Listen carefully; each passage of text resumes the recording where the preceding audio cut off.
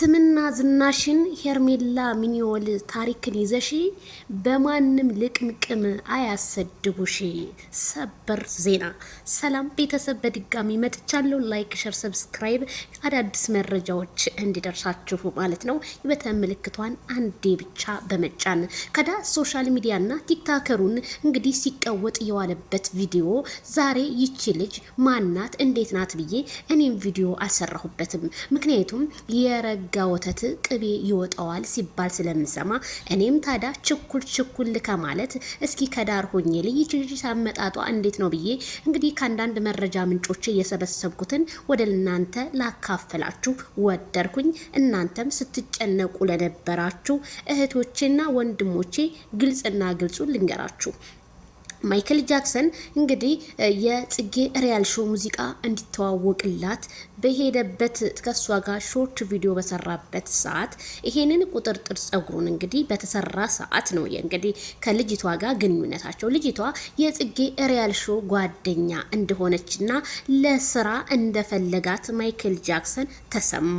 ሄርሜላ ከረሜላ የኔ ቆንጆ በማንም የማትለወጥ እንደሆነች ዛሬም ነገም አስረግጠን እንነግራችኋለን። ታዲያ ሞቀልን ወሬ ብላችሁ እነ ሞቅ ስታረጉት ዋላችሁ አደራችኋሉ ወይ ፍንክች። ማይክል ጃክሰን ከሄርሜላ ውጭ ወደ ውጭ ካልዳኔሙት በአንገቴ ቢላ ቢገባ ሩታ ሀብቴን በህይወቴ አላስገባም ያለ ልጅ ታዲያ እንዴት ወደ ሩታ ይመለሳል ብላችሁ ታምናላችሁ? ወይስ ሄርሜላን ጥሎ እንዴት ይሄዳል ብላችሁ አሰባችሁ? ጭራሽ ሶስተኛ ሚስት መጣች፣ አራተኛ። አይሻላችሁም ወይ? ካልዳኔም አይሻላችሁም? ስለዚህ ይቺ አዲስ ፍቅረኛው ሳትሆን አዲስ የስራ አጋሩ ለ2019 የተዘጋጀች መሆኗን ከአንዳንድ ወሬ ሙልጮች የሰማሁት ዜናዬ ነው። ስለዚህ ቤተሰብዬ አትጨነቁ። በፍጹም መቼም ማማሲያ አይደለ ማይክል ጃክሰን ማማሲያው ቆሽሿል ብሎ አይቀይረው። ስለዚህ የተፈጥሮ ጉዳይን በፍጹም እንደማያረገው እኔም አስረግጬ እነግራችኋለሁ።